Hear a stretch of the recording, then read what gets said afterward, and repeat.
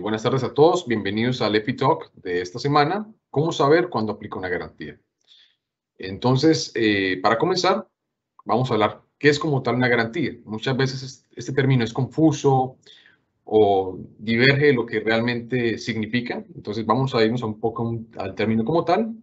Nos dice que es un contrato, un compromiso que se exige y mediante el cual las partes hacen, de acuerdo a una transacción, un compromiso. Y que obviamente si este compromiso no se cumple, pues va a llevar a ciertas consecuencias, ¿no? Y esto se establece mediante algo llamado políticas. Entonces es muy importante que cuando tengamos en cuenta qué es una garantía, pues antes tengamos en cuenta que existe una política acordada en ambas partes o de manera unilateral, por ejemplo, que me diga cuándo sí o cuándo no aplica una garantía, ¿de acuerdo? Entonces, es importante tener muy claro este tema de las políticas de garantía, que cuáles son. Entonces, vamos a ver que en cualquier producto, servicio o contrato que nosotros hagamos, siempre va a haber, para que aplique una garantía, ciertas políticas. Esas políticas, ¿qué deben tener, primero que todo, claridad, ¿no? Entonces, es muy importante que esté muy claro cómo aplica, ¿no? Realidad, ¿no? Entonces, ahí viene una cuestión de que si sucede esto o si sucede esto, aplica de la siguiente manera. Entonces, es importante que en la política eso esté establecido. Cobertura, ¿no? Entonces, también que me diga qué me cubre, ¿no? En el caso de un producto, el 100% del producto. En el caso de un servicio, hasta dónde llega el servicio. En el contrato, por ejemplo, ¿no? Que sí está considerado dentro de la oferta, por ejemplo, o la licitación. Entonces es importante que tenga esta cobertura. El alcance, por ejemplo, típicamente se mide en tiempo, ¿no? Entonces, esta política es a partir de X tiempo o comienza a correr a partir de cierto tiempo o la función es de cierta vigencia, ¿no? Entonces es importante que tenga un alcance. Y un conducto regular, o sea, un paso a paso, un step by step, que me diga cómo debe aplicar, ¿no? Entonces, si aplica a ese tipo de cosas, me diga primero, se debe, por ejemplo, un producto, ¿no? Se debe enviar en ciertas condiciones, debe cumplir con ciertos parámetros, ciertas cosas están no cuantibles ahí, pero las menciona, por ejemplo, o este paso a paso de cómo debe ser este proceso de garantía, ¿no? Ahora, como comentábamos, típicamente las garantías tendemos a confundirlas en tema de servicios y productos como simplemente un cambio o una reparación. Vamos a darnos cuenta que existen muchos tipos de garantías. Entonces, por ejemplo, a nivel legal, es por ejemplo en la parte de contratos. Entonces, por ejemplo, incumplir una norma, cambios no acordados, demoras. Esto implica aplicar una garantía, ¿no? En este caso, por ejemplo, penalidades, en este caso, penalizaciones económicas, ¿no? Ya a nivel financiero, por ejemplo, un depósito, una cuota inicial, o sea, una prenda de garantía, ¿no? Por ejemplo, o un interés que está típicamente consignado, que comienza a correr después de cierto tiempo, o una prenda, una hipoteca, una finanza. Son ciertas figuras, por ejemplo, de garantes a nivel financiero. Ya en la parte técnica, por ejemplo, que es lo que nos interesa, por ejemplo, entonces habla de mantenimiento. Entonces, por ejemplo, en la parte de automóviles, ¿no? Sabemos que, por ejemplo, para que corra las garantías, después de cada X tiempo de mantenimientos hechos en el concesionario, se mantenga. O, por ejemplo, la instalación, ¿no? Que comienza a correr, inmediatamente se haga la instalación del producto, comienza a correr el tiempo de garantía. Desperfectos, ¿no? Entonces también, si hay un desperfecto de fábrica o un golpe o alguna cosa, pues obviamente se aplica o no la garantía, ¿no? De extendida, por ejemplo, entonces si yo hago mantenimiento o si le hago los respectivos ajustes que me sugiere la fábrica y extiende la garantía, ¿cómo aplica, no? O a nivel comercial, por ejemplo, publicitaria, ¿no? Entonces, por ejemplo, te dice la promoción 3x2, ¿no? Me dice, oye, mira, aquí tienes tu tercera por comprar las dos, pero aplican términos y condiciones. De escalas, ¿no? Entonces, obviamente, si compras más de cierta cantidad de productos, entonces llega a pasar algo, está cubierto cierto producto en la garantía, ¿no? De no satisfacción, no estoy de acuerdo con la presentación de mi producto, del embalaje, entonces también yo puedo reclamar una garantía comercial, por ejemplo, o por convenio especial. Entonces, por ejemplo, mira, es un cliente que al año me compra X cantidad de producto y hay un porcentaje que yo destino a garantía, que es comercial, obviamente siempre y cuando me compre el monto, ¿no? Que está convenido. Ahora, vamos a ver el ejemplo de una típica política de garantía. Franklin como tal maneja una política de garantía, es importante que ustedes lo sepan. Esta, por ejemplo, me dice que tiene que cumplir con lo que acabamos de hablar ahorita, qué debe cumplir una política de garantía, ¿no? Entonces, que tenga claridad. Entonces, vamos a ver que es muy clara, nos dice, vea, que esta garantía establece unas obligaciones que le corresponden a la compañía y el resarcimiento en caso de que el producto sea defectuoso. Entonces, ahí es muy claro diciéndonos que esto aplica cuando el producto es defectuoso. Entonces, dice Franklin y sus subsidiarias, o sea, también está diciendo el alcance, que aplica no solamente Franklin Corporativo, sino a las otras sucursales, garantiza que todos los productos que cubre esta garantía carecen de defectos en cuanto al material o a la mano de obra de la compañía. Entonces, de la parte de Franklin, está diciendo, mira, nosotros garantizamos que por nuestros procesos, por nuestros materiales, por nuestras certificaciones, entregamos un producto libre de defectos, ¿verdad? Y dice que también la compañía tiene derecho a inspeccionar el producto devuelto en garantía para confirmar si tiene defectos en el material o no, ¿verdad? Ahora, viene otra parte, ¿no? El comprador, la otra parte. Deberá enviar el producto en caso de que quiera aplicar, por ejemplo, la garantía con una serie de términos y condiciones que se enumeran a continuación. Entonces ahí obviamente nos va a mencionar step by step, o sea, paso por paso, cómo aplica esta garantía, ¿verdad? Entonces, por ejemplo, es claro en decirle a la compañía que no se responsabilizará en ningún caso si está obligada a responder por el costo del trabajo de campo u otros que incurra un cliente a retirar o instalar un producto. Entonces, muchas veces, a veces no se lee eso y es importante que esté claro. Te dice, oye, mira, por ejemplo, un flete adicional o un costo extra de la extracción del producto, pues Franklin es claro en decir, oye, eso no hace parte de la política de garantía, ¿verdad? Entonces, claridad. Es muy importante el tema de la claridad. Entonces, por ejemplo, cuando esta garantía no se hace inmediata.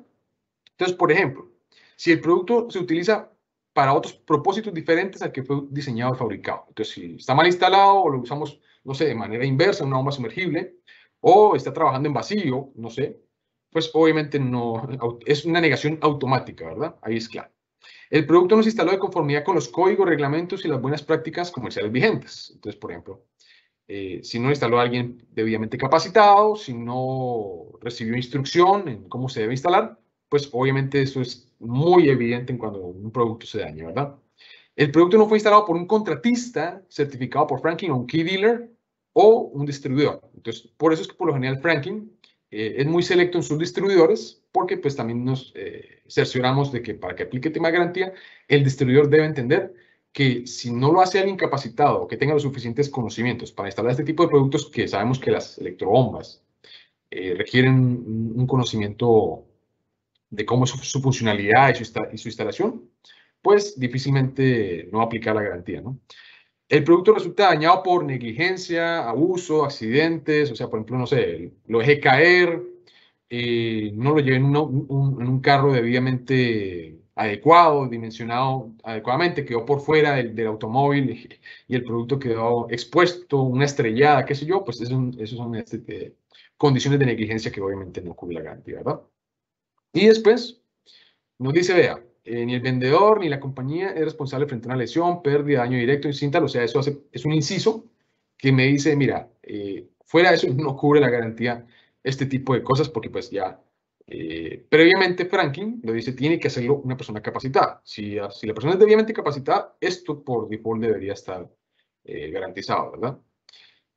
Y por último, el descargo de la responsabilidad, ¿no? Entonces, ¿hasta qué punto llega Franklin en el tema del descargo, en la respuesta? Entonces, ahí podemos ver cómo típicamente es una compañía seria como Franklin, cómo especifica la política de garantía.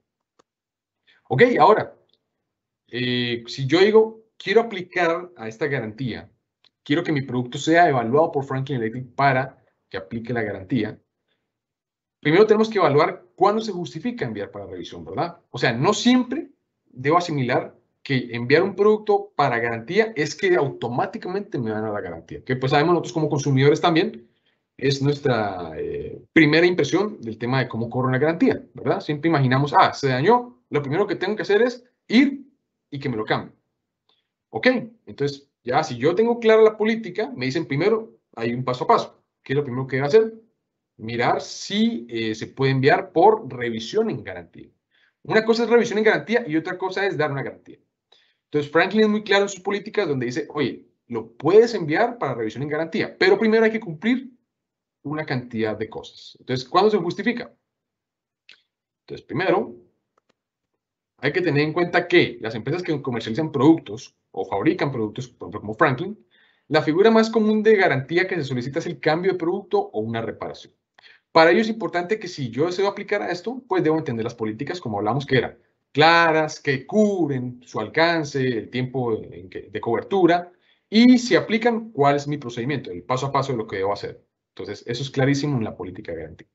Si eso se entiende, entonces ahora sí puedo aplicar por una revisión en garantía. Ojo, una revisión por garantía, como comentábamos, no es que signifique que se va a hacer un cambio, una reparación por default. Simplemente es implícito en el proceso de garantía y que se espera una respuesta del fabricante a un reclamo y que puede requerir mayor información o negarse si no se cumple alguna política previa. O sea, normalmente la fábrica se va a reservar este tipo de cosas si no están contempladas en la política de garantía, ¿no? A ver, ¿cuál es el proceso de análisis básico? Entonces, cuando lo envían por revisión en garantía, primero, ¿qué debo yo cumplir de las políticas, verdad? Entonces, ¿está dentro del periodo de garantía? Entonces, eso siempre tiene que estar en la política de garantía del fabricante. En este caso, por ejemplo, Franklin te dice, oye, mira, por lo general nuestros productos por default contra defectos de fábrica, o sea, claridad, es de un año, ¿verdad? O un año a partir de la instalación o dos desde la fecha de fabricación. Entonces, si está dentro de estas dos, una o dos son mutuamente excluyentes, aplica, digo, bueno, entonces ahí sí puedo aplicar a una revisión en garantía. Pero si está fuera del tiempo, o sea, si está fuera de los 2 años de fabricación, o si está fuera del momento de la instalación, un año, pues no tiene sentido mandarlo para revisión en garantía, ¿verdad? Pasó por un proceso previo antes de calificar, entonces siempre por lo general, obviamente nos valemos de nuestros distribuidores o talleres autorizados para, si lo debe revisar, por ejemplo, fábrica, se tenga un primer concepto, ¿no? Sabemos que es muy costoso en muchos casos enviar a fábrica. Entonces, lo que típicamente se hace es tienes un dealer o un distribuidor local donde puedes aplicar un primer filtro, ¿no? Y si realmente te dice oye, mira, encontré que el defecto es este, y yo puedo, no sé, repararlo, puedo hacer algo, pues no es necesario que tenga que ir, volver y hacer una cantidad de gastos y tiempo que no tiene el cliente, ¿verdad? Se entiende que cosas como fletes o el servicio de revisión pueden tener un costo. Entonces, muchas veces también hay que tener mucho cuidado si eso está contemplado en la política de garantía, ¿no? Entonces, esos costos extras, esos gastos hormiga, muchas veces no los evaluamos y seguramente en la política dice, oye, nosotros estamos muy claros que si, por ejemplo, se anula la garantía comercial, estos gastos no corren por parte de la fábrica, ¿no? Pero, por ejemplo, si en la política sí está consignado, ok, ya es muy claro, ¿verdad? Claridad. La presentación es correcta, entonces también en la política nos dicen, cuando tú presentas el producto tiene que venir con su embalaje original, con empalmes, por ejemplo, en el caso de motores sumergibles, que casi el 80% de usuarios no lo hace, y Franklin lo exige, también está en su política, dice, oye, yo no puedo saber qué le pasó al motor si, por ejemplo, no trae los empalmes originales, porque el empalme te da mucha información de lo que pudo pasarle al motor sumergible, por ejemplo. Entonces, eso tiene que estar en la política de garantía. Formatos de instalación y puesta en marcha están bien diligenciados. También eso es algo que desafortunadamente por cultura no tenemos y se debería implementar. ¿Qué pasa? Muchas veces nosotros solamente queremos obtener la información o diligenciamos este tipo de formatos ya cuando el producto está al punto de fallo o ya queremos aplicar una garantía. Pero, pues obviamente esta información muchas veces no está disponible cuando el producto pues ya falló, ¿verdad? Pero si yo en el momento de la instalación consigno esta información, si más adelante llegase a pasar algo, ya por lo menos tengo yo un registro y puedo tener idea de lo que pudo haber pasado, ¿verdad? Aquí la idea es de llegar a respuestas, pero para obtener respuestas correctas necesito datos correctos, ¿verdad? ¿Quién manipula o instala es personal calificado o autorizado? Entonces muchas veces, ustedes saben que esto nos pasa, desafortunadamente compran un producto de alta calidad como Franklin y dicen, bueno, ahora dónde yo puedo ahorrar, ¿verdad? Mira, yo conozco un amigo que instala motores y me deja barato porque es amigo de fulano, ¿verdad? Y nosotros nunca miramos, oiga, esta persona tiene certificación para instalar motores, está entrenado por Franklin, tiene al menos un certificado Franklin Pro. Esta persona, ok, es una persona empírica que lleva 30 años, pero ¿quién me garantiza que lo haga de manera correcta, verdad? Entonces hay que tener cuidado que no solamente elijan una buena marca, sino que también quien instala o quien les hace el servicio o quien recomienda el distribuidor sea una persona certificada. Y así. Después de que yo tengo esta información previa, lo siguiente, ya cuando paso al tema de revisión en garantía, es estudio de la información y productos enviados. Recordemos que la información es poder, ¿no? Sin información yo no puedo adivinar qué pudo haber pasado. Entonces, por eso es importantísimo que siempre se diligencien los formatos de instalación de los productos en el momento de la instalación. ¿Está consignado la política? Sí. Entonces, Franklin siempre dispone una serie de formatos que, dependiendo de la aplicación, están disponibles para diligenciar. Ustedes lo saben, por ejemplo, el más conocido es el 2207, que está incluso dentro de nuestro manual IEM para instalaciones de bombas y motores sumergibles en pozo tubular, que es este que estamos viendo acá, que mucha gente dice, me da pereza consignarlo, es que no sabía que existía.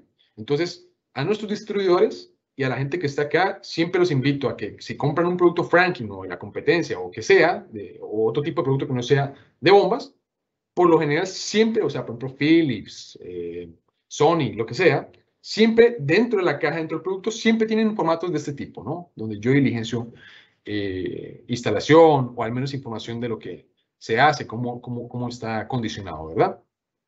Este formato, ¿por qué me es muy útil? Porque, a ver, el puntero, ya. Aquí tengo yo la información de quién me lo vendió, quién me lo instaló y quién es la persona que hizo la compra final, ¿verdad? Pero aparte de eso me da, mira, información sobre la temperatura del agua, si está trabajando dentro de un pozo o dentro de una cisterna, de manera acostada, de manera vertical, cuántos ciclos de prendido y apagado, el motor, por ejemplo, el año de fabricación, aquí yo lo puedo saber por el número de serie. El motor, yo cómo lo protejo, por ejemplo, a cuánto estaba trabajando en cuanto de consumo amperaje, de voltaje, si tenía alguna protección de sobrecarga, si era NEMA clase 10, y en cuanto a condiciones del pozo, ¿no? La bomba que le puse, qué caudal está dando, a qué ADT está dando, si tengo la información manométrica, o sea, en el manómetro que le pongo, cuántas PSI de manómetro está marcando, y en el pozo, por ejemplo, a cuánto se instaló la bomba, ¿no? O el espejo, cuánto se baja, dónde está la succión, el fondo del pozo, dónde está. Entonces, toda esta información, aunque se ve irrelevante y se ve tonta, a la hora de la verdad, cuando yo quiero aplicar a una garantía, me va a dar mucha información, ¿verdad? Por ejemplo, le pongo yo un soft starter o le pongo yo un variador de velocidad, un arrancador de estado sólido. Sabemos nosotros en Franklin, y especificamos en el manual IEM, que las rampas de arranque deben ser muy cortas para alcanzar por lo menos los 30 Hz en el menor tiempo posible, para que las chumaceras o los cojinetes no se rocen. Entonces, el que alguien ponga, por ejemplo, oye, la rampa está de 10, 20 segundos, ya una vez me da un indicio de por qué la chumacera o el cojinete de empuje axial se desgastó prematuramente, ¿verdad? Entonces, con datos yo puedo obtener conclusiones, pero si nadie me dice el tiempo de rampa de arranque, yo no puedo adivinar qué es lo que le pudo pasar a la chumacera de empuje axial, ¿verdad?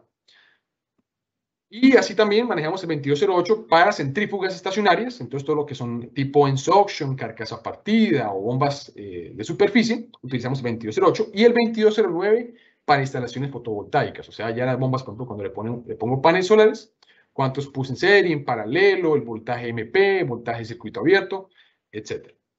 Y también el distribuidor puede sacar su propio formato previo al nuestro para análisis de garantías. Entonces, ¿qué más voy a necesitar yo? Evidencia operativa. Eso es muy importante.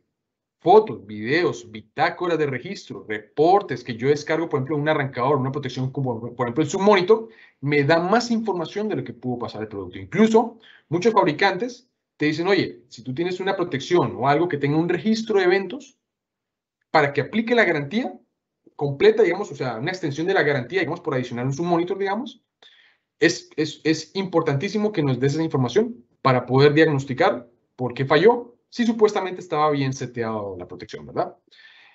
Esta evidencia debe ser clara y debe tener datos certeros. Ejemplo, lecturas eléctricas, amperaje, voltaje, resistencia de aislamiento, resistencia entre líneas, continuidad, etc. Estos datos, aunque sean irrelevantes, me van a dar mucha información a la hora de un reclamo en garantía, ¿verdad? Entonces vamos a ver ahorita que como pasa en cualquier cosa, un motor, por ejemplo, una bomba, no se daña porque sí, siempre te va a mostrar síntomas, siempre te va a mostrar indicios de alguna situación que le va a pasar. O sea, es como, por ejemplo, en situaciones humanas, cuando nos enfermamos gravemente, por ejemplo, y vamos a un hospital, tristemente, hasta cuando ya no estamos moribundos, vamos allá a la clínica, ¿verdad? Entonces, la idea es que si yo puedo detectar síntomas, puedo tomar tratamiento rápido y no tengo que esperar hasta que yo esté grave allá en el hospital, ¿verdad? Entonces, en los motores, en las bombas pasa exactamente lo mismo. Si yo puedo detectar a tiempo los síntomas y veo que algo está anormal, puedo tomar acciones correctivas más económicas que lo que me va a costar sacar la electrobomba, trasladarla, repararla, volver a instalarla, sin la garantía que, si a pesar de que me dé la garantía, vuelvo y lo instalo mal, entonces voy a tener solo pérdidas económicas, ¿verdad? Entonces la idea es evitar todo ese tipo de cosas. Entonces, si yo tengo lecturas, si tengo datos, puedo sacar conclusiones. Y ahorita lo vamos a ver cuando hagamos algo llamado análisis causa-raíz. Lecturas de medidores, presión manométrica. Entonces, por ejemplo, a mí me pasa muchísimo, no sé si ustedes también, que en muchos pozos, por ejemplo, o en muchas instalaciones de bombas de centrífugas, no le ponen manómetros. Cuando el manómetro es un elemento muy económico y te da demasiada información en cuanto a la presión que está manejando la bomba, ¿verdad? Entonces, yo siempre insisto y es importante que lo básico que debe tener una instalación, al menos para obtener datos, es ir con una pinza perimétrica o un multímetro para tomar lecturas de amperaje y voltaje y al menos un manómetro para temas de presión. Eso es lo mínimo, mínimo que yo debería tener para poder sacar un poco de datos de lo que está sucediendo en la vida real. Pero yo no puedo adivinar qué está pasando ahí si no tengo lecturas, ¿verdad? ¿Qué más? En lo que son lecturas de medidores, por ejemplo, si instalé también un caudalímetro, sondas, escalas, medidores, esto me ayuda muchísimo para obtener más datos. Entre más datos tenga yo, el porcentaje de error o el porcentaje de llegar a la causa raíz va a ser mayor que sin datos. Sin datos va a ser muy difícil, pueden salir muchas causas raíces y no puedo llegar a la causa raíz como tal que es la del problema, ¿verdad? Otras mediciones, temperatura, vibración, ruido, estudios también son muy importantes en tema, por ejemplo, de corrosión. Muchas veces me dicen, es que ya hasta cuando la bomba no está picada, hasta cuando no esté corroída, hasta cuando no esté ya con un performance más bajo de la instalación, no me doy cuenta de esto. Y entonces tú le dices, oye, pero mira, yo estoy viendo acá síntomas de corrosión. El agua que tenía, ¿cómo era el agua, verdad? ¿Qué pH tenía? ¿Sólidos de suspensión tenía? ¿Algún tema de conductividad eléctrica que pudo causar corrosión galvánica? No sé. Esto solamente lo puedo obtener si tengo un estudio del agua o, por ejemplo, el pozo que tengo, ¿no? O, por ejemplo, cuando tengo acuíferos irregulares o se abaten rápidamente o no tienen aporo. Muchas veces ponen la electrobomba, pero ni siquiera saben si ese pozo es antiguo, si es nuevo y cuánta agua le puedo sacar. Entonces, ese tipo de información como el aforo me va a ayudar a tomar muchas acciones correctivas, ¿no? Sólidos en suspensión, acidez, conductividad eléctrica, etc. Entonces, entre más datos tenga yo, más rápido voy a llegar a la causa raíz del problema. Ahí está, entonces típicamente ahí podemos ver el manómetro, que es como lo mínimo que yo debería tener para obtener información de ADT. Un caudalímetro, ¿no? Por ejemplo, el típico analógico o este que está aquí digital. La pinza perimétrica o el multímetro para por lo menos tomar lecturas de voltaje, para tomar lecturas de consumo, o sea, amperaje. Y, por ejemplo, también de continuidad y otras lecturas que yo puedo tomar con este simple multímetro, que pues no es costoso, ¿verdad? Otras que nos ayudan, por ejemplo, en instalaciones sumergibles, el Megger o el medidor de aislamiento para saber el grado de aislamiento, de aislación que tiene el motor. Estudios, por ejemplo, este como el que está acá, ¿no? Que es el del diseño del pozo, ¿no? Por ejemplo, acá una sorpresa, ¿no? Vea, encuentro que el pozo que yo tengo ahí, de un momento para otro se reduce, ¿no? Es telescópico. Entonces, muchas veces, desafortunadamente, algunos instaladores, por ahorrarse unos tramos, hacen los pozos telescópicos, esas reducciones son imperceptibles, pero si yo bajo la bomba y aparte está torcida, tengo mayor probabilidad de que se estanque si el pozo es telescópico, ¿verdad? Entonces, si yo tengo esta información, me es más fácil predecir errores, ¿verdad? Aquí otros, por ejemplo, un análisis de una muestra de agua, o por ejemplo aquí con una cámara termográfica para detectar puntos calientes o, por ejemplo, la temperatura que está generando el controlador. Sabemos que, por ejemplo, la electrónica, después de los 50 grados, comienza ya a deteriorarse, ¿verdad? Luego viene el proceso de inspección. Entonces, primero, importantísimo, tener clara la política. Luego, información, datos, estadísticas, estudios, fotos. Y luego viene lo que se le conoce el proceso de inspección. Entonces, en lo que son Bombas, por ejemplo, inspección visual. Tiene golpes, deformaciones, picaduras, grietas, hay signos de abrasión, o sea, de paso de arena a alta velocidad que hizo de abrasivo. El desgaste es parejo, o sea, está desbalanceado, se ve irregularidades en las superficies. Oxidación, signos de oxidación, arena o sólidos dentro de la bomba. En tema de motores eléctricos, ¿hay algún cambio de tonalidad del color original del motor? Calor, si hay síntomas de recalentamiento, quemaduras o inflamados en los bobinados, olores extraños, ¿verdad? Por ejemplo, cuando se quema o hace corto un motor.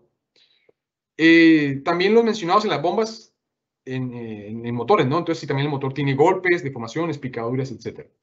Empalmes. Está bien empalmado, el cable es sumergible, el empalme que se hizo con el procedimiento adecuado. Tiene resina, por ejemplo, eso también es otra cosa que se ve mucho.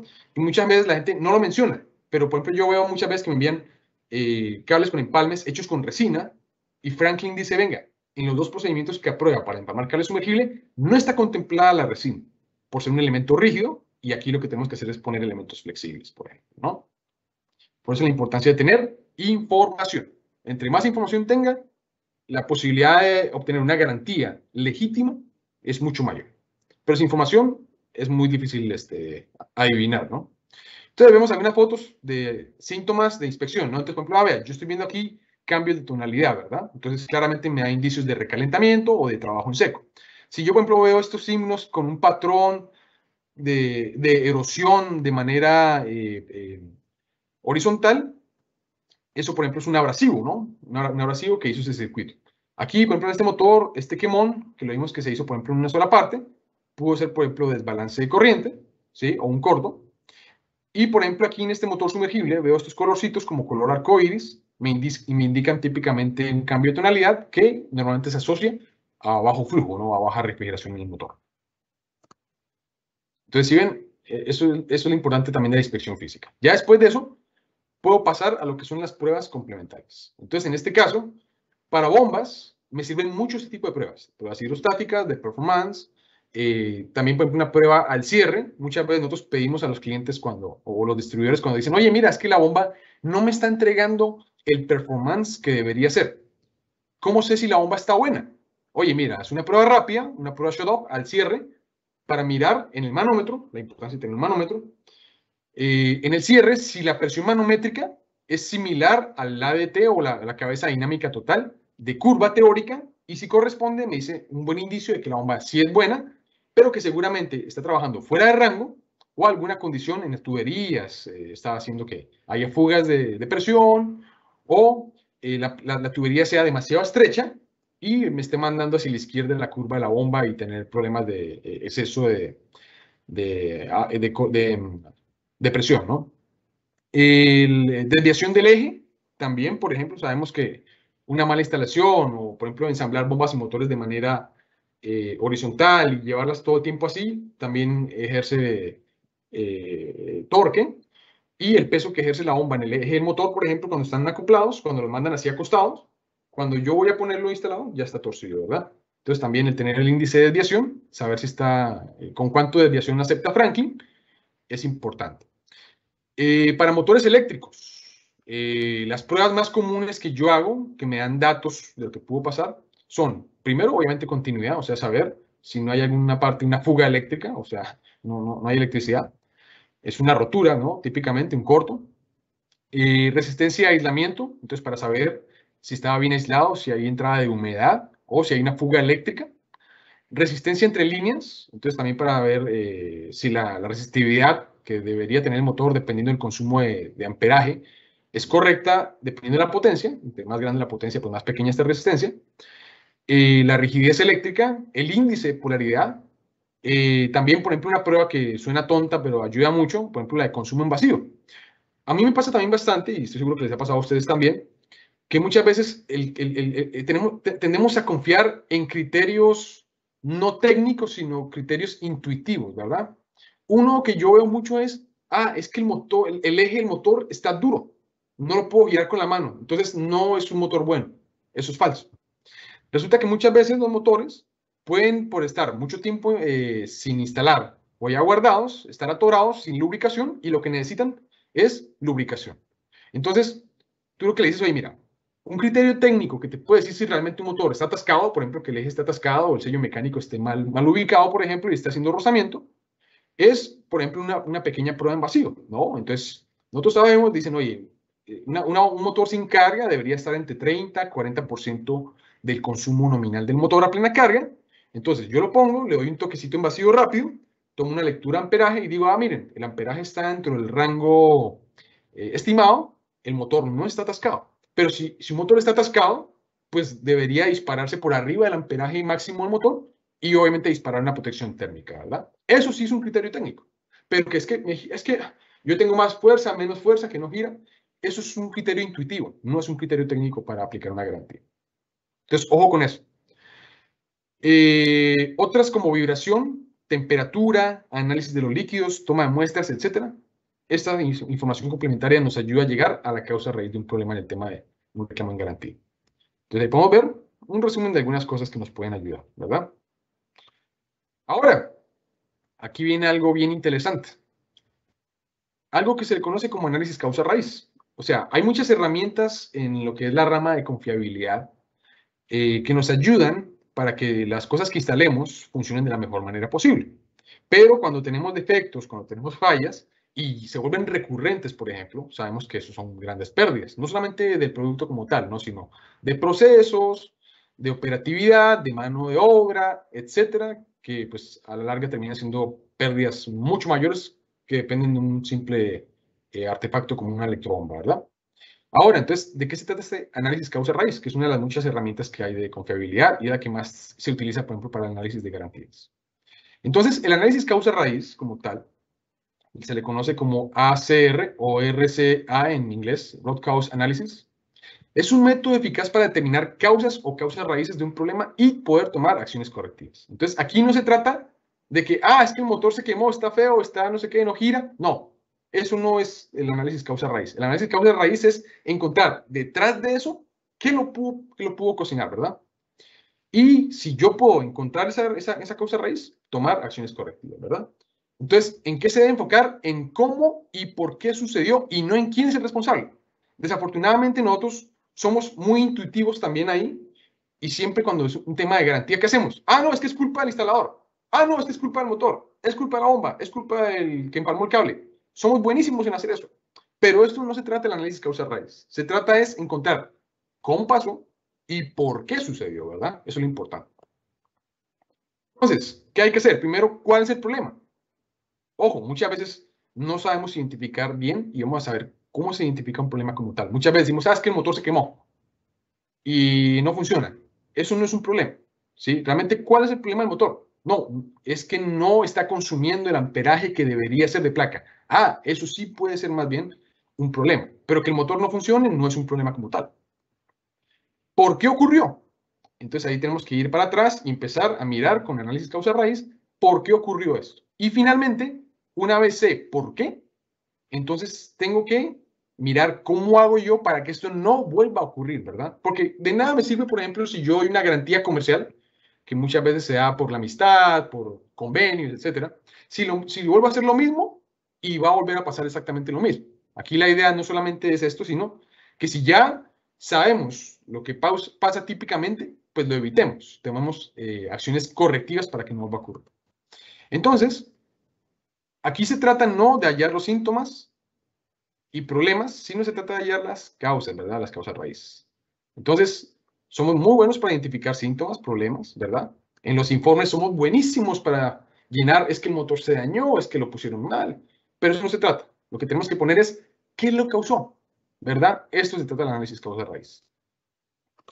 Entonces, volviendo aquí al tema del arbolito, la metodología tiene la siguiente secuencia. Involucramiento de un equipo. Entonces, típicamente en esta rama lo que se hace es tener más de un solo criterio, ¿verdad? Entonces, típicamente se eligen distintos especialistas o distintas áreas, un comercial, por ejemplo, un técnico, un supervisor, una persona de calidad, una persona de distintas ramas, que puedan dar un criterio, una visión diferente de lo que sucedió, ¿verdad? Porque obviamente el técnico se va a sesgar a temas de medidas físicas que ve. Pero el comercial, por ejemplo, se va a sesgar a otras cosas, por ejemplo, de las condiciones en que entregó el producto o otras cosas, ¿no? Entonces, por eso es importante tener distintos puntos de vista para hacer este análisis.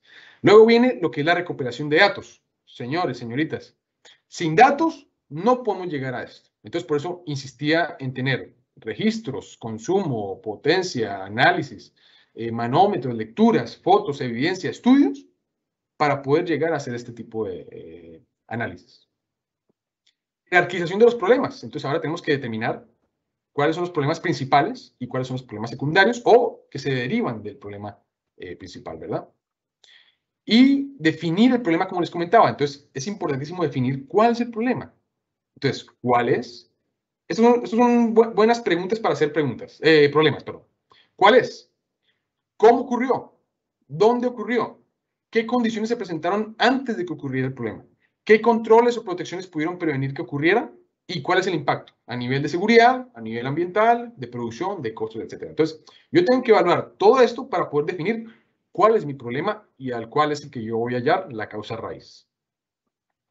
Y por último, se procede a hacer algo llamado análisis causa-efecto. Entonces, una vez yo tengo datos, una vez tengo ya criterios, una vez tengo información y tengo claro cuál es el problema a analizar, procedo a hacer un análisis de la causa-efecto. Y con eso ya yo puedo tomar acciones, es decir, planificar y evaluar soluciones. Entonces, el análisis causa-efecto, de las muchas herramientas que tiene el análisis causa-raíz, el análisis causa-raíz como tal es una disciplina que tiene muchas herramientas. No hay una como tal que sea la única e indiscutible que te pueda ayudar, sino que se vale de muchas herramientas para poder llegar a una causa raíz. Entonces, por ejemplo, una de las más comunes es la brainstorm o lluvia de ideas, que es, por ejemplo, ahí donde funciona muy bien el equipo multidisciplinar, en donde llueven ideas, ¿no? Oiga, revisando la evidencia, las fotos, no sé qué pudo ocurrir. Esto. Ok, ese es el famoso brainstorm. Otra que nos ayuda muchísimo es el 5 veces por qué. Entonces, preguntar por qué. ¿Por qué se dañó? Porque no tenía instalado tal cosa. Ah, ok. ¿Y por qué no tenía instalado esta cosa?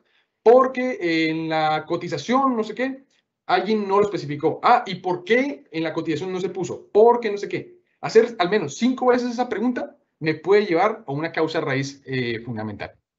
Otro es análisis de cambio o análisis suceso. ¿Sí? Entonces, si yo le varío esto, ¿qué hubiera sucedido? Diagramas de Pareto, por ejemplo, también es otra herramienta que nos dice, venga, por ejemplo, 80-20, ¿no? El 80% de las consecuencias pasan por 20% de problemas. Entonces, si yo puedo controlar ese poquitín de 20% de problemas, me quito una cantidad de problemas que son el 80%, ¿verdad? O uno de los más utilizados, y esa es la que, por ejemplo, nos vamos a enfocar el día de hoy, con la que nosotros típicamente hacemos análisis de tema de garantías, es el diagrama de espina de pescado o diagrama causa-efecto.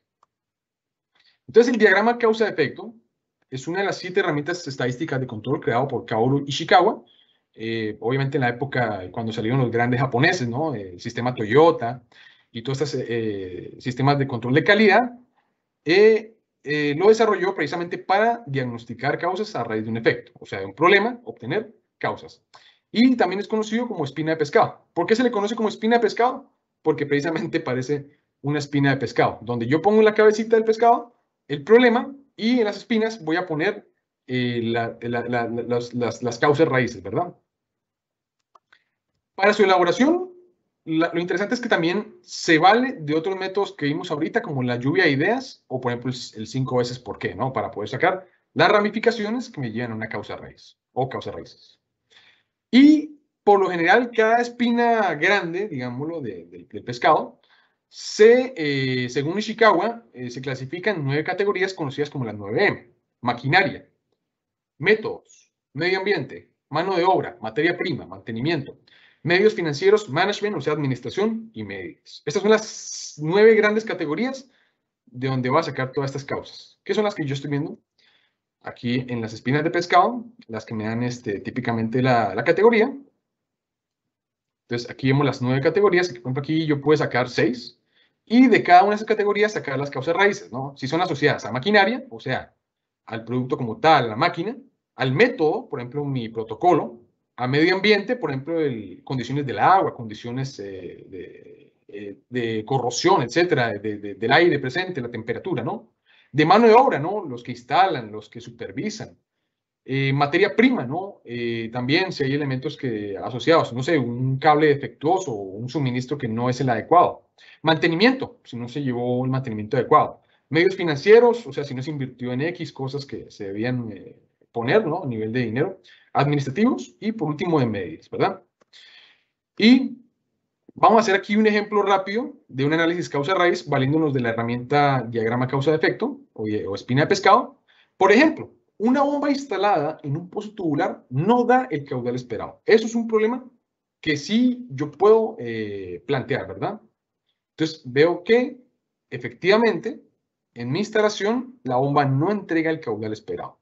Lo medí, un caudalímetro bien calibrado, no me da, y digo, a ver, ¿qué pudo haber pasado? Vamos a revisar si fue, no sé, tema humano, tema ambiental o tema de la máquina, ¿verdad?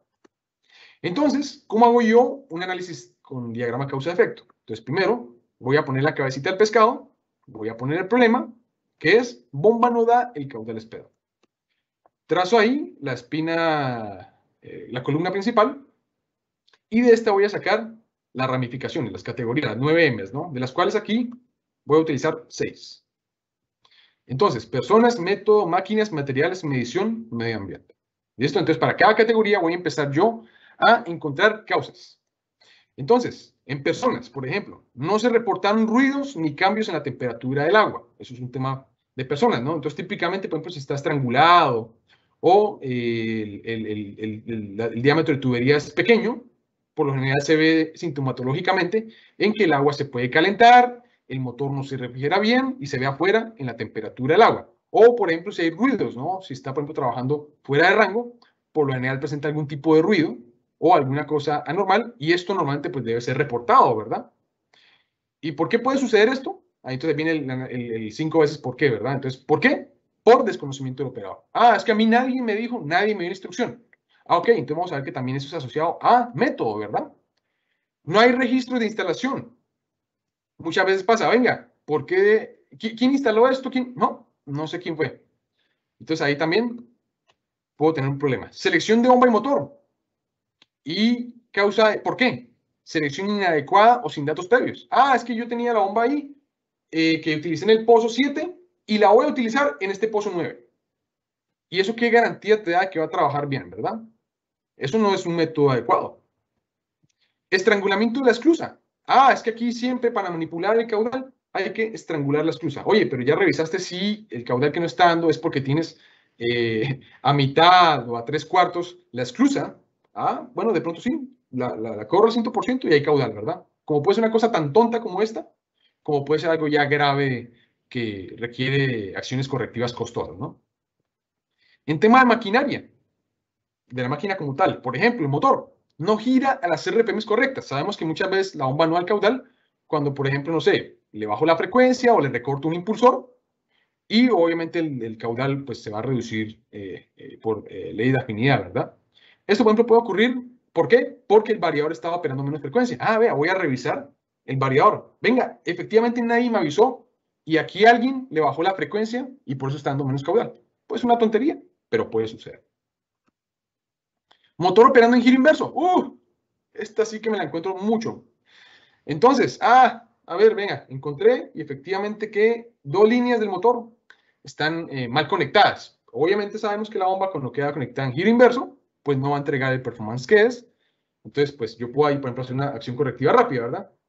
Es corregir el sentido de giro y automáticamente voy a ver que gana caudal, ¿verdad?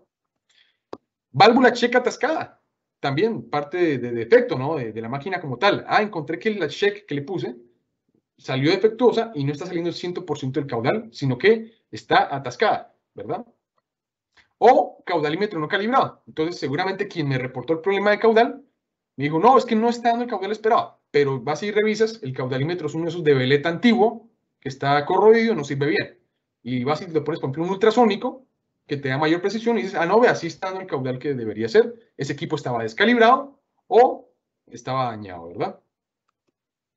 En tema de materiales, por ejemplo, roturas o fisuras en la tubería de descarga, ¿verdad? Entonces, por ejemplo, cuando una tubería se corroe o cuando no la pego bien, cuando los nipples todos son defectuosos o tengo reducciones o ampliaciones que nadie mencionó, puedo ver esto, ¿no? Que empieza a haber roturas, fisuras, por ahí se empieza a salir el agua y pues obviamente no va a llegar el 100% del agua arriba. Entonces puede ser diámetro inadecuado, entonces, vea, la bomba está bien diseñada, bien seleccionada, pero alguien por economizar no lo avisó, ahí ya sería un error de método, no tuvo en cuenta el diámetro correcto para ese caudal. Entonces sabemos que por lo general los diámetros de las tuberías se diseñan con base a la rugosidad del material y al caudal máximo que puede pasar ahí para que no tengamos pérdidas por lo general no mayores al 8%, ¿verdad? Pero si tengo una pérdida excesiva, pues el diámetro no es el adecuado, entonces seguramente por eso no da el caudal esperado. Tengo una cantidad de pérdidas y me voy hacia la izquierda de la curva de la bomba. No resiste la presión interna.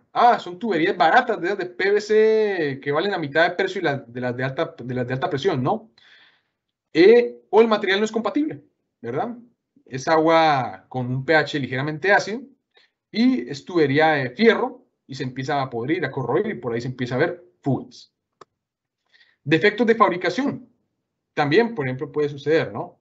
Entonces ahí sí la bomba no está bien fabricada, puede tener un defecto de fábrica y ahí sí yo, por ejemplo, reviso que en las políticas esta causa sí entra para una aplicación de garantía técnica, pues ahí yo sí puedo aplicar garantía, ¿verdad? Cuerpos extraños en la bomba. ¿Eso cómo yo lo controlo? Oiga, se atascó algún sólido o algo que no esté permitiendo que la bomba trabaje bien. En temas de medición, no aforo del pozo o de la prueba de rendimiento fue inadecuada o no la adecuada. Esto pasa muchísimo, ¿verdad? Muchas veces cuando yo voy a servicio en campo y veo ese tipo de cosas, pregunto, bueno, ¿y el pozo cuándo llega a su nivel de abatimiento? ¿Cuánto es el máximo caudal que le pueden sacar? Porque seguramente esté bombeando más de lo que puede entregar el acuífero. ¿Alguien me puede cerciorar de este dato? No hay, ¿verdad? Entonces, por ejemplo, es un error en temas de medición. Si yo no sé cuánto le puedo sacar al pozo, pues no puedo saber cuánto caudal le puedo sacar sin que lo bata, ¿verdad? Y medio ambiente, el acuífero es irregular. Me encontré que este acuífero es irregular, sube, baja, no es estable y obviamente el caudal de la bomba se ve reflejado en subidas o bajadas, ¿verdad? O hay exceso de arena que tapa los filtros de pozo. El pozo resultó demasiado drenado, con el tiempo fue tapando los filtros y obviamente no puedo succionar la misma cantidad de agua de antes y pues por ende la bomba redujo su caudal. Entonces, ¿se dan cuenta? A raíz de un problema bien identificado, puedo sacar muchas causas raíces y mirar una por una y atacarlas para tomar efectos o acciones correctivas, pero sin mediciones, sin métodos, sin personal capacitado, sin entender cómo funcionan las máquinas, sin saber yo en materiales, saber seleccionar los materiales bien, pero si no tengo estudios del agua, cómo selecciono bien materiales, sin mediciones, sin un caudalímetro, sin un manómetro, sin una prueba de poro, sin una prueba de rendimiento o algo que me dé cuánto le puedo poner la bomba, pues no puedo seleccionarla bien. O del medio ambiente, no tuve en cuenta las condiciones del ambiente y puedo pues o corregirlas o no las tuve en cuenta al inicio, ¿verdad? Entonces, todas estas causas raíces que yo veo acá, las puedo atacar, ¿verdad? Y con eso, si yo tomo acciones correctivas en cada una de estas, le aseguro que la probabilidad de que vuelva a pasar esta condición va a ser baja, ¿verdad? Pero si yo pretendo no corregir nada de esto y falló la bomba, pido una garantía, mira, porque es mi amigo, porque Sebastián siempre me ha caído bien, y entonces me da la garantía fijo. Bueno, la instalas, pero si no corregiste nada de esto, la probabilidad de que vuelva a ocurrirte exactamente lo mismo va a ser igual. Casos más comunes de negación por garantía. Entonces vamos a ver, por ejemplo, algunos casos que típicamente nos encontramos en bombas y motores y por las cuales normalmente se niega garantía, ¿no? Entonces, vamos a ver más que todo acá son síntomas, pero como dijimos, si tenemos los síntomas, yo puedo hacer exámenes y si yo puedo hacer exámenes, puedo llegar a la causa raíz del problema y mirar o por qué puedo pasar y pues la idea es corregirla, ¿verdad? Por ejemplo, baja refrigeración o recalentamiento. Entonces, por ejemplo, típicamente se distingue porque por la camisa del motor no tuvo la refrigeración adecuada y obviamente se ve un color tornasol o se ve cambios, eso lo puedo sacar por ejemplo en la inspección física, que me muestran que el motor no estuvo bien refrigerado, ¿verdad? Entonces, ¿por qué puede suceder esto? ¿No? Entonces empezamos ahí, sí, mi análisis causa-raíz, ¿verdad? Seguramente el pozo era demasiado amplio y el motor muy pequeño y la velocidad de flujo no era suficiente, generado por el espacio unilado, ¿ya? Entonces, yo busco en qué categoría sería ahí de la espina de pescado. En tema de métodos, vea, encontré que la velocidad de flujo no fue bien calculada para la bomba. O la bomba es demasiado pequeña para entregar el caudal mínimo que requiere para refrigeración. O en temas de control, ¿no? de medición. No le puse una protección térmica o no le puse un sensor que me detectara sobretemperatura, ¿verdad? Yo todo esto lo puedo yo corregir, desde incluso antes de la instalación del equipo. Entonces, estos son algunos de los síntomas por baja refrigeración o recalentamiento. Corrosión. Entonces, pues obviamente se distingue por cambios en los materiales. Recordemos que hay distintos tipos de corrosión, ¿no? Por incompatibilidad de los materiales, por ejemplo, por corrosión galvánica, o por ejemplo, que está acá, que también la vemos mucho, sobre todo en bombas de succión final con succión negativa, que se le conoce como corrosión por bajo NPCH, ¿verdad? O bajo AMPA disponible. Aquí, por ejemplo, vea este punto que está acá. Obviamente un tema de corrosión, incompatibilidad de materiales. Esto, por ejemplo, inicios de picaduras por corrosión galvánica. Aquí, por ejemplo, vea ya fisuras total, por ahí se escapa agua, entonces va a haber menos rendimiento de la bomba. Aquí, por ejemplo, esta bomba que está acá, una centrífuga, se corroyó, por ejemplo, por manejar sustancias, por ejemplo, ligeramente ácidas o que no eran compatibles con el material de PVC, por ejemplo, que estaba hecha esta voluta, y pues obviamente se corroyó.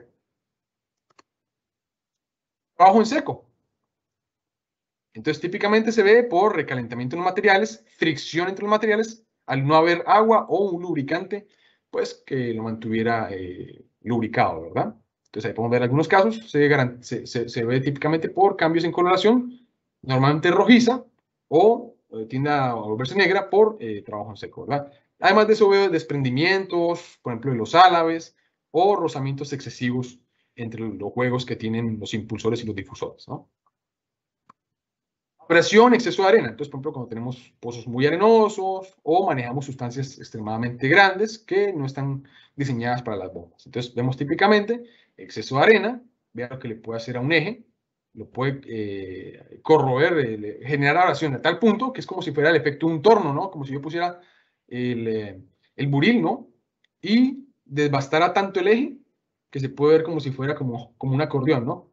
Aquí también típicamente veo aquí un patrón de rozamiento de manera circular, en lo cual me indica que hubo un sólido que estuvo permanentemente aquí rotando, dejando su marca y friccionándose hasta el punto de fallo. Aquí, por ejemplo, extrayendo el motor lead, el conector de un motor, encuentro que tiene una arena muy fina. Entonces, esta arena también es peligrosa porque si se llega a meter en espacios muy pequeños, girando altas RPM ese motor en la misma agua lubricante interna, pues se vuelve un abrasivo interno, ¿verdad? O, por ejemplo, sólidos, ¿no? Vea, ingeniero, no, es que tenía nomás un poquito de arena, vea. Y encuentra uno de estas cosas, piedras, sólidos más grandes del límite de las bombas. Entonces, es bien importante que si yo quiero evitar estas situaciones, revise cuál es, por ejemplo, la cantidad de partes por millón o el paso de sólidos que puede pasar por el impulsor y mirar si el pozo está en esas condiciones. Si está mayor, o sea, más ppms o mayor porcentaje de sólidos en suspensión o tiene arena mayor de un diámetro, no sé, una pulgada esférica, que es el límite de la bomba, pues no esperes a obtener que la bomba trabaje como si nada, ¿verdad? Son alertas que hay que considerar. Entonces aquí vemos también, mira, por ejemplo aquí, cómo se quedó aquí un sólido que girando altas RPMs, pues hizo abrasión y dejó este marcado como si estuviéramos pasando una fresa, ¿no? Una fresadora. Problemas eléctricos. Entonces, por ejemplo, típicamente, ¿qué veo yo cuando son problemas eléctricos? Hinchamiento en las bobinas. Por ejemplo, esto sucede por caídas de tensión más abajo del límite permitido de fabricación del motor. Entonces, lo que sucede es que típicamente cuando se cae la tensión, se cae el voltaje, pues se incrementa el amperaje y sabemos que cuando pasa mayor amperaje por un alambre, se incrementa la fricción, se incrementa la vibración, ¿verdad? Y esto genera calor, efecto Joule. Y obviamente el exceso de calor, cuando supera el límite de aislamiento del motor, pues empieza a ver que lentamente se empieza a hinchar hasta que, ¡pum!, llega al punto de colapso y hay una fuga a tierra. Aquí también vemos otro síntoma muy similar. Entonces, típicamente el hinchamiento de bobinas sucede por anormalidades de tensión. Y, por ejemplo, acá vemos otros casos, ¿no? Por ejemplo, acá una pérdida de fase. Aquí, por ejemplo, vemos que la quemada fue pareja en todo lado. O, por ejemplo, acá, este fogonazo pequeño, que pudo haber sido un corto, ¿no? Se tocaron acá dos de las líneas, hicieron corto. Problemas eléctricos. Seguimos. Creo que son de los más comunes que pasan en motores, ¿no? Por ejemplo, este orificio que perforó el liner, la camisa interna del motor. ¿Por qué sucede eso? por ejemplo, una descarga eléctrica o un pico de voltaje, un transitorio, que supere, eso es cuestión o sea, una fracción de segundo tal que no alcanza a dispararse ni un breaker, ni alcanza a dispararse un termomagnético, pero tiene tal cantidad de energía, de voltaje, que puede perforar hasta acero inoxidable, y obviamente sabemos que la electricidad busca el menor camino que le ofrezca resistencia, y por ende, pues dice, mire, pues encontré que acá no hay resistencia, salió por ahí esa descarga y se aterrizó en el agua del pozo, ¿verdad? Esto sucede, por ejemplo, ¿por qué?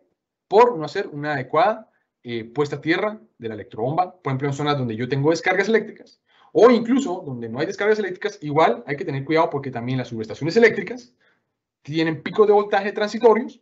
Al menos yo pues le recomiendo ponerle un supresor de picos, ¿no? Para proteger, y mejor que se dañe el supresor y no una electrobomba, pues más la instalación, desinstalación, todos estos costos extra, versus un aparatito pequeño que me protege de transitorios. Aquí, por ejemplo, ya vimos que colapsó totalmente la bobina y sacó escarchas de cobre, ¿no? Ya se reventó totalmente la bobina. Aquí, por ejemplo, también una descarga salió por una de las líneas a tal punto.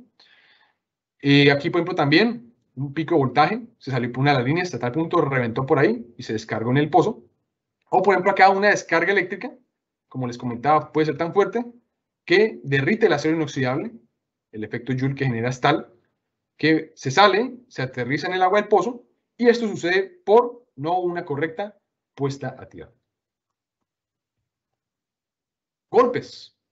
Aquí vemos, ¿no? Entonces, típicamente, oye, no, estamos dando unos sólidos súper grandes, por ejemplo, para pilotaje, ¿no? Entonces manejas gravas, sólidos muy grandes, pues mira, si vas a poner una bomba de fundición, pues no es lo ideal, ¿verdad? O, por ejemplo, exceso de torsión, ¿no? Se giró extremadamente, no resistieron las abrazaderas, los straps, y acá vemos efectos de torsión y pueden, pues, obviamente, desalinear la bomba, ¿no? Y se pueden salir los tazones. Aquí, por ejemplo, un golpe de ariete, por ejemplo, ¿no?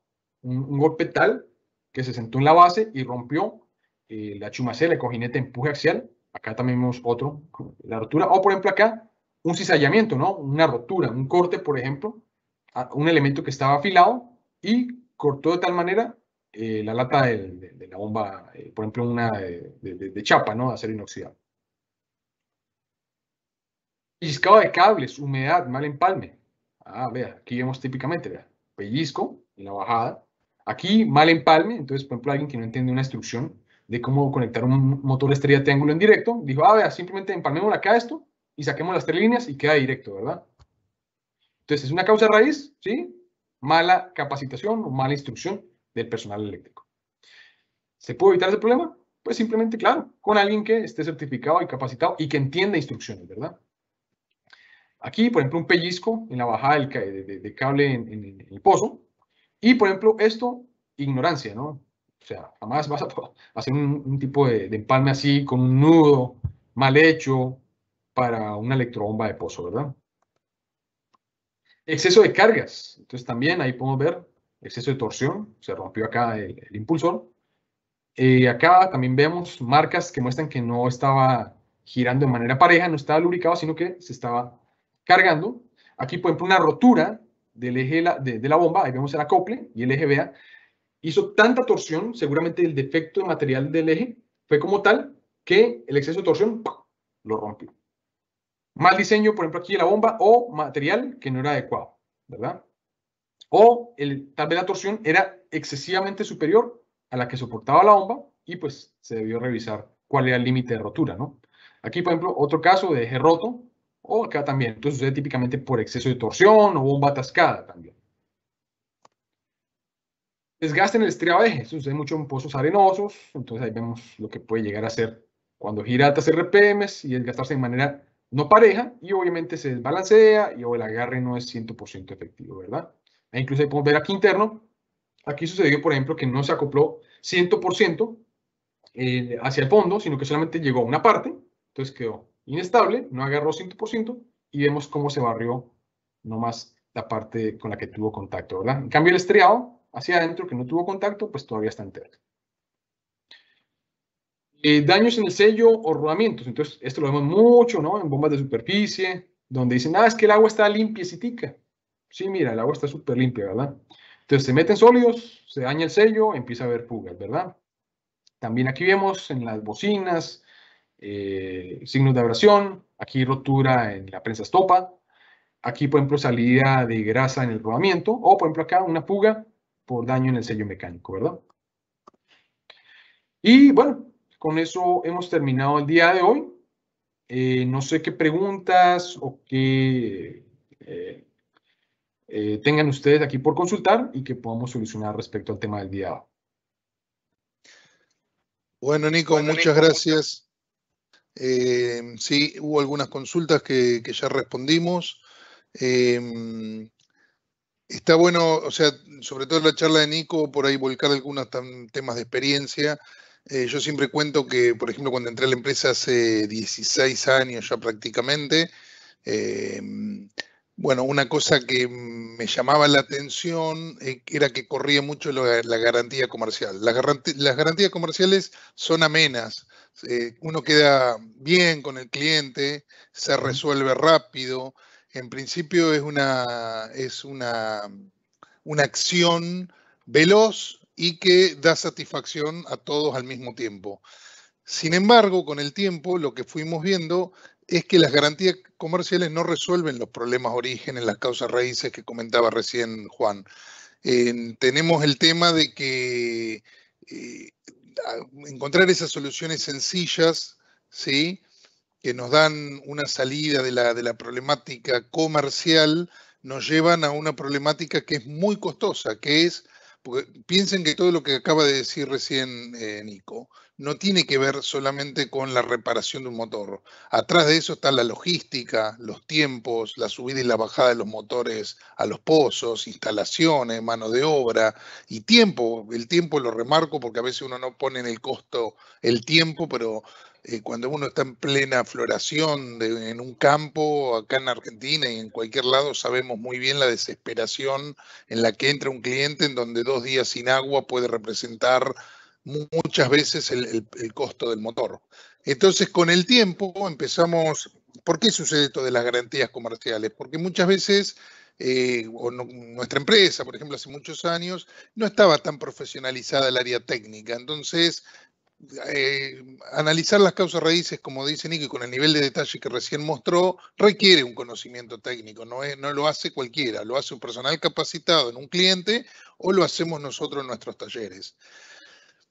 Lo que hemos ido viendo en el tiempo que las garantías comerciales empezaron a bajar, empezó a haber menos garantías o garantías no aceptadas, y que si bien en un principio generaban un choque comercial, ¿sí?, terminaban dando una solución que el cliente, una solución a un problema, a un error sistemático, porque estos son muchas veces errores sistemáticos, es no saber operar la bomba, no sabía que no se podía cerrar tantos minutos, ese no sabía, no salta nunca si uno no llega a la causa raíz del problema.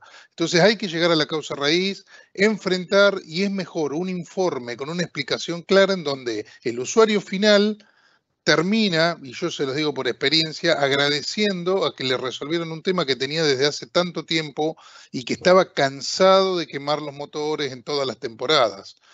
Recién yo veía en las fotos que mostraba Nico, y no tenemos tiempo ahora de analizar una por una, pero por ejemplo, arena en los pozos. Entonces uno dice, bueno, si hay arena en pozo no corresponde a la garantía, pero que no puede usar un motor, entonces, no. Siempre hay alguna cosa que uno puede hacer para operar en condiciones que no son maravillosas. Por ejemplo, engrasar el manchón de acople entre el motor y la bomba para que se forme un labio de grasa rebalsante y que atrape la arena que va a ir a dañar esas estrías del motor. Es una de las maneras de frenar un poco, digamos, la parte dañina, ¿no? Otra más fácil es que un buen fabricante de bombas al menos te tiene que dar, o cuando es, por ejemplo, bombas centrífugas, típicamente te da el paso de sólidos, diámetro, o, por ejemplo, las partes por millón de arena. Que ese dato, por lo general, lo obtienes, por ejemplo, de cualquier pozo, ¿verdad? Entonces, si te dice la bomba, oye, el límite, o sea, no quiere decir que no pasa arena, el límite son 70 partes, 50 partes por millón, o sea, 50 gramos por litro.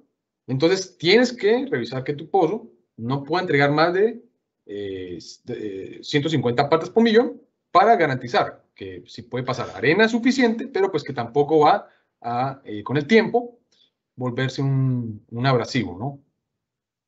Exactamente. Entonces, que se pueden controlar. Y otro tema es la durabilidad, que es un factor que entra cuando uno trabaja bajo ciertas condiciones. No es que no se pueda utilizar. Obviamente la durabilidad va a ser diferente en una u otra condición. Aquí hay una consulta, Juan, que te hace Javier ¿Sí? Wiman. Hola Juan, buenas tardes. Por favor, háblanos de cómo certificar a técnicos en bombas de pozo profundo Franklin, muy usadas actualmente. ¿Cuentan ustedes con alguna academia? Claro que sí, claro que sí. De hecho, nosotros diseñamos todo tipo de cursos para todas las necesidades, pero hay un curso que se llama Franklin Pro. Nosotros diseñamos un curso que toma aproximadamente un día, son aproximadamente 10 módulos, o sea, hay uno que es para bombas residenciales, otro para motores exclusivamente todo un día, uno de bombas, o sea, son varios cursos, ¿verdad? Pero sí, claro, son completamente gratuitos, hace parte de nuestro servicio. Lo único es que obviamente se deben coordinar con anticipación, ¿no? Y obviamente por el tema de la pandemia, pues estos cursos se redujeron, pero nosotros los solíamos hacer bastante.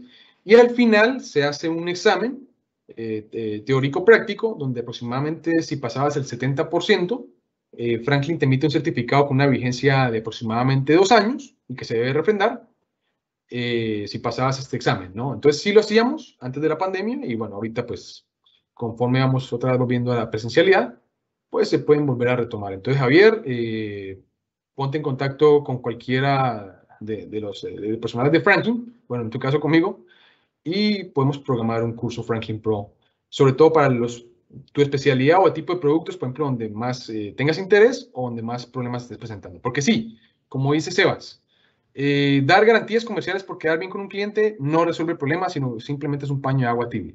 En cambio, se ha encontrado que entre más capacitas a la gente, el nivel de garantías y el nivel de servicio aumenta y disminuye el nivel de garantías. Eso sí está completamente comprobado.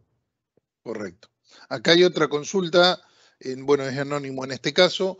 Cuando la causa de la falla es indeterminada y no se tiene un diagnóstico, ¿cómo se maneja la garantía? Bueno, entonces, volvamos acá a algo llamado análisis causa-raíz, diagrama causa-efecto. Entonces, si nos damos cuenta, no existe algo que sea indeterminado. Siempre va a estar clasificado en alguna de las 9 categorías, las 9 M's que especificó Ishikawa para los diagramas causa-efecto, ¿verdad? Pero, entonces, ¿qué pasa?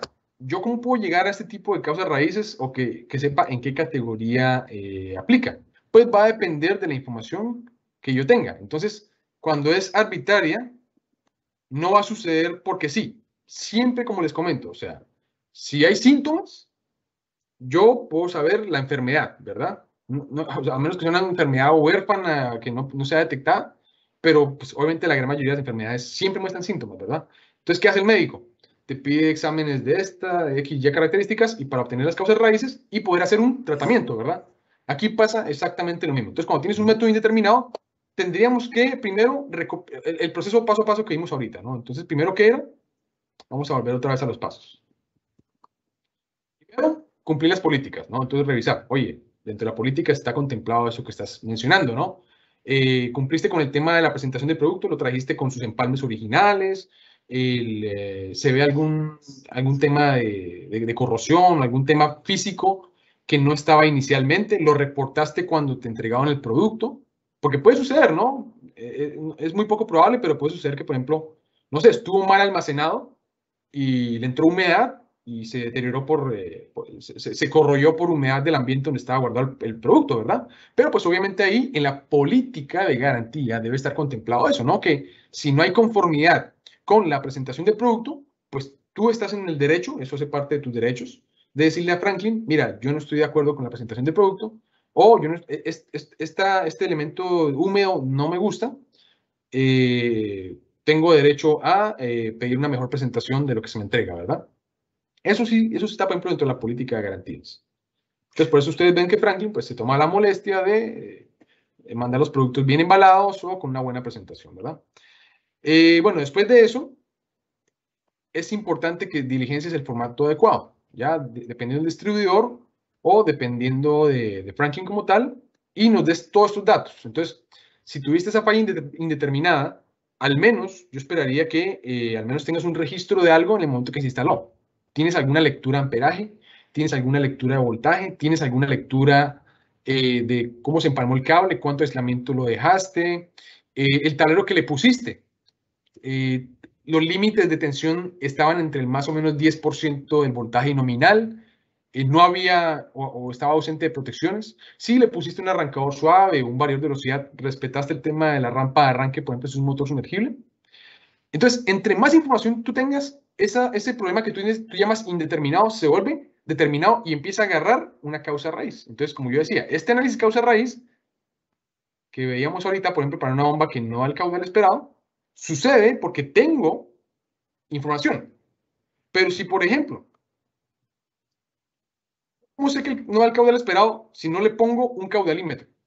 ¿Verdad? No puedo llegar como que a tantear a ojo, ¿no? Dame más o menos caudal. No, necesito un caudalímetro, pero también que esté bien calibrado, ¿verdad? O, como por ejemplo, yo llegué a el tema de la selección de bomba y motor. Entonces, como comentaba, por ejemplo, Sebas, eso ya lo da, por ejemplo, que tú le compraste a alguien que sabe dimensionar bombas. Pero como te comentaba, por ejemplo, un ejemplo, si tú dijiste, mira, es que era una bomba que tenía por allá en el pozo tal y salió y la quiero utilizar acá, pues la probabilidad de que tengas una falla indeterminada como la que estás mencionando es muy alta, porque sabemos que cada pozo es tan único como cualquier persona con su nombre y apellido. Sí, o sea, incluso es muy común que pase que entre una persona que tiene un pozo y luego tiene un pozo a 200 metros de diferencia con el mismo acuífero, las condiciones son totalmente diferentes. Entonces, acá está, Nico, sí. digamos que en los comentarios estalló de golpe varias consultas. Vamos a hacer las que podamos y hay gente que se quiere desconectar y vamos a estar unos no hay problema, más. igual, como les digo, es importantísimo que si tienen casos específicos que quieren revisar con el equipo de Franklin para poder llegar a causas raíces y poder corregir esto, eso hace parte de nuestro valor agregado. Entonces, por favor, no duden en ponerse en contacto con los comerciales. Acá pregunta Víctor Castro, ¿se puede aceptar una garantía por una mala configuración de un variador de velocidad? La respuesta es sí. Y si tú te metes al manual AIM, el capítulo donde dice programación de variador de velocidad, está muy claro cómo se debe programar bien un variador de velocidad. Entonces, claro que sí, es una negación de garantía. Porque sí, hay condiciones como la rampa de arranque, hay condiciones como la frecuencia mínima de operación y, por ejemplo, la distancia que hay, el tema de poner, por ejemplo, filtros de armónicos como DVT o filtros sinusoidales, y son mandatorios. Entonces, sí, acá claro. Es al revés, justo la pregunta fue al revés, pero bueno, se entendió. Porque decía, se puede aceptar una garantía por una mala configuración. No se puede aceptar. Exacto, o sea, después me dicen, bueno, las diapositivas de la charla pueden ser compartidas, eso ya después lo vemos cómo se puede hacer un resumen con Florencia. Buenas tardes, en nombre de Acuasistemas, ¿por qué un buje de bronce de una STC puede quedarse pegado en el eje de la bomba, calor o efecto de materiales? Exacto, entonces tendríamos que hacer aquí nuestro análisis causa de efecto, ¿verdad?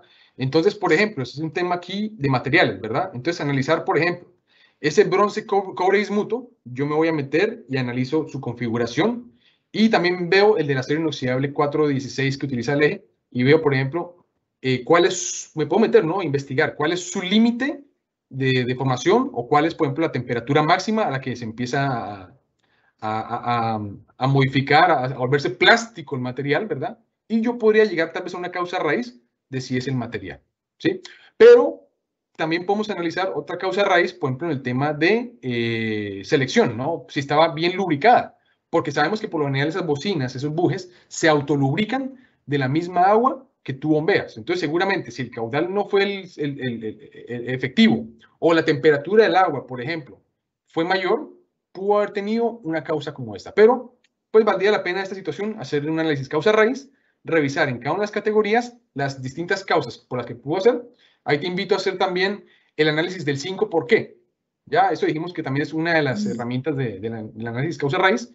Empieza a preguntar por qué 5 veces y sacar este análisis y empieza a mirar una por una. Yo empezaría por analizar el tema de la compatibilidad de materiales y cuál es su límite de deformación y cuál es su límite, o sea, cómo se expande conforme a la temperatura, porque sabemos que, por ejemplo, elementos como el bronce, ese tipo de metales nobles, suelen tener deformaciones de material muy sensibles, a diferencia, por ejemplo, del titanio u otros elementos que son más duros o más tenaces, ¿verdad? Sí, y muchas veces, Nico, acá también en Argentina por experiencia, nos pasa no solamente con los bujes al eje, sino también con la válvula de retención que se puede quedar pegada. Acá, bueno, por ahí tenemos una configuración distinta, pero muchas veces piensen en los carbonatos que tienen las aguas. Exacto. Hay mucha dureza, o llamada aguas duras, que son carbonatos de calcio y carbonatos de magnesio, que en combinación con temperatura y después equipos que se apagan o se dejan sin uso estando calientes o teniendo cierto grado de temperatura, se forman cristales. Y esos cristales, en un conjunto entre todos los impulsores, pueden llegar a formar una rigidez. Y también esto tiene que ver con la potencia, con el sobredimensionamiento del motor. Y a nosotros en caso hemos tenido temas de, por ejemplo, válvula de retención pegada o un primer arranque con un esfuerzo inicial para sacar la bomba en marcha por primera vez, por la inercia, ¿no?, que le genera este efecto. Así es, Seba. No, de verdad, Eh, a pesar de todo, sí les hallo la razón en que siempre va a haber casos muy extraños. Pero, como les digo, hay veces que requiero análisis especializados o a veces la causa está ahí en nuestras narices y no la hemos analizado. Por ejemplo, una vez me pasó un caso en instalación que me decían, ingeniero, usted me dice que el aislamiento debe caer cuando baja una bomba en pozo, ¿verdad? Pero me dijo el cliente, ¿y qué pasa si cada vez que bajo la bomba en pozo me sube el aislamiento? ¿Verdad? Y yo quedé como, a ver, no, lo normal es que pase esto. imposible. Y me pasó, ¿ah? Cuando empezamos a revisar las causas, a ver, el empalme no, la naturaleza es que baje, obviamente por las Conductividad condiciones del agua. de la naturaleza del agua limpia. Cuando dije, oiga, ¿y el agua? Cuando revisamos, hicimos un estudio del agua, resulta que era un agua con altos grados de sales y de iones, y eso elevaba el aislamiento. Imagínense. Entonces, Sí, sí. son cosas El que tema no de esperas. las, Si tú de tengas las cosas que a veces una no tienen respuestas, sí, son frecuentes. Yo me nutro muchas veces de esas anomalías o cosas raras porque a veces no tienen explicación y son las que más espero encontrar el diagnóstico, ¿no? Es feo quedarse sin la explicación. Le quería decir a la persona que preguntó en principio cuando no se encuentra la causa raíz, que la experiencia va siendo en el tiempo, porque yo al principio tenía muchas veces esa respuesta, no encuentro la causa raíz. Me di cuenta que no era un tema de que no la encontraba yo, sino era que me faltaba experiencia. A medida que pasa el tiempo y uno va desarrollando experiencia, ya ver fotos como las que mostró Nico hace un instante, los que estamos en el tema automáticamente determinamos cuáles son las causas, efectos. Muchas veces necesitamos, como también dijo Nicolás, complementos. A mí no me basta muchas veces con ver el motor. Yo a su vez necesito fotos de la instalación, datos del layout del esquema de instalación. Necesito información de la operación de la bomba, porque muchas veces la causa, efecto o problema está en la operación de la bomba. No les voy a quitar mucho tiempo, pero yo hace 8 años fui a una planta acá en Argentina que produce pasas de uva. Son unas cuantas hectáreas de pasas de uva en Mendoza y tenían 5 bombas de 50 caballos. La bomba 1 era la de la entrada a la planta, que era una bomba auxiliar, y las otras 4 bombas de 50 caballos estaban constantemente regando. La bomba que se les quemaba a ellos y nos mandaban constantemente el reclamo de garantía era la del ingreso a la fábrica. Bueno, me hice un viaje para ver las instalaciones, todas encima bombas con su monitor. Y bueno, charlando con esta gente me dice, mire, la bomba que casi no usamos, y ya me empezaba a dar datos, es la bomba de 50 caballos de ingreso a la fábrica. Cuando yo le consulto al dueño del campo, me dice, mire, esta bomba no se usa, simplemente cuando tenemos un problema en alguna de las bombas principales, se hace una derivación del agua y mandamos esta bomba. Y un operario que estaba al lado me dice, yo solo la uso para llenarle de tanque de agua a los camiones. Una bomba de 50 caballos. O sea, entraban casi 30 camiones por día a la planta. El usuario la prendía y la apagaba para ponerle agua en las babuchas de los camiones. O sea, esa bomba tenía una fatiga, respetaba los tiempos entre arranque y parada, y todo el problema, causa-origen, estaba en la operación. No era ni la instalación, todas las condiciones eran maravillosas, pero la operación era la causa raíz del problema. Terminamos instalándole una bomba de 7,5 caballos que le sobraba prácticamente para la operación en forma paralela para que no utilicen esa bomba para ese servicio, que era un servicio que obviamente cada camionero lo necesitaba. Pero lo que les quiero decir es que la experiencia a la larga, al fin del camino, y ir analizando las garantías, está bueno analizar las garantías, los va a llevar a que no se encuentren nunca con esta incógnita. Y bueno, y si no lo pueden hacer ustedes en principio, escucharán lo que les dice algún técnico de Franklin y los irán asumiendo e incorporando a sus conocimientos. Exacto. Mira, por ejemplo, aquí en mi pantalla les estoy mostrando el manual IEM, que es el manual de referencia para motores sumergibles que utiliza Franklin. Una ventaja de ustedes trabajar con nosotros es que en temas de bibliografía, en temas de experiencia, como comenta Sebastián, somos de los que más llevamos en el mercado desde 1944. Entonces, prácticamente nosotros hemos visto casi que la mayoría de los casos que suceden y precisamente desarrollamos este manual para evitar todas estas condiciones. Entonces, por ejemplo, Sebastián mencionaba este tema del exceso de ciclado. Y mucha gente me dice, bueno, ¿y eso dónde lo sé yo y cómo lo sé? Pues, como dicen por ahí, todo está en los libros. Entonces, también en este manual hay una parte que se llama frecuencia de arranques, en este capítulo, donde nos dice, dependiendo de la potencia del motor, en un lapso de 24 horas un día, dependiendo si es trifásico o monofásico, cuántos arranques puede hacer por día, ¿no? Entonces, por ejemplo, digamos, si es un motor, Sebastián, por ejemplo, ese motor que tenías ahí el análisis, ¿de qué potencia es? 50 caballos. Entonces es más de 40 caballos, ¿verdad?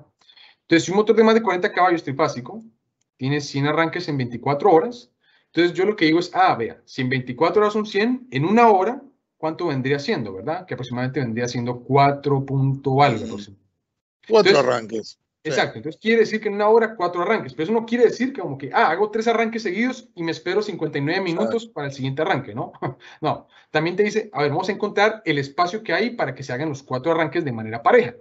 Entonces, en este caso digo, son 60 minutos, los divido en los 4 y me da 15 minutos. Entonces, ¿qué quiere decir? Que cada vez que se apague y tengan que volver a esperar, para un motor de ese tamaño, debo esperar al menos 15 minutos. Si no uso variador de velocidad, ojo, acá hay una condición, acá hay algo que me dice sobre variadores, que es una de las ventajas de los variadores de velocidad, pueden lograr reducir a la mitad el tiempo entre arranques. Pero si no tiene variador de velocidad, para un motor de ese tamaño, debes esperar al menos 15 minutos cuando se apaga y vuelve a prender. Precisamente porque la naturaleza del motor es que como es sumergible, como está totalmente sellado, el calor que queda en las bobinas no se disipa por aire, a diferencia de un motor estacionario, sino la única manera es esperando, por disipación. Exacto. Porque en el pico de arranque siguiente voy a volver a calentarlo, ¿verdad? En el caso Nico, yo le decía al operario, bueno, lo solucionaba porque ellos tenían su monitor, yo me puse en la programación y le puse el arranque cada 15 minutos después de una parada.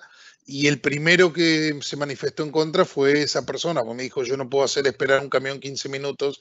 Entonces siempre, a veces, lo que tienen las bombas sumergibles, también se los digo como experiencia, es casi la única parte del sistema que no se ve. Entonces uno hace todas las cosas para beneficiar a los transformadores, a los cables, los golpes de ariete, todo castigando el motor, como en este caso, por una necesidad. En vez de acomodarse, digamos, a los requerimientos del motor, se cumplía con la necesidad sin saber que tampoco, porque ellos no sabían que quemaban el motor por ese motivo, ¿no? Por eso digo, conocer la causa raíz. Una vez que ellos supieron este tema, bueno, obviamente dejaron de tener este problema. Exacto. Bueno, entonces ya para finalizar, entonces ya saben, en cuanto a información, en cuanto a personal que conocemos bastante bien estos productos, pues no duden en contactarse con Franklin Electric, que pues sabemos que uno de los factores del éxito es servicio, y algo por lo que nos caracterizamos en la industria es precisamente porque tratamos de prestar siempre el mejor servicio a los productos. Entonces no duden en ponerse en contacto, y si hay casos de este tipo que no hemos podido llegar a una causa raíz y todo, pues con mucho gusto podemos apoyarlos para darle un mejor uso a los productos que nos compren, ¿no? Bueno, muchas gracias, Nico. Justo estaba contestando algo sobre la cantidad de personas que pueden asistir a un curso, que nos preguntan acá, pero siempre les recordamos que nos pueden enviar sus consultas a consultas@fele.com. Consultas@fele.com. Las dudas que hayan quedado, por favor, los invitamos a que nos envíen y ya les van a llegar los materiales sobre la charla para tener disponible todo lo que habló Nico. Muchas gracias a todos, saludos. Bueno, gracias a todos, feliz tarde.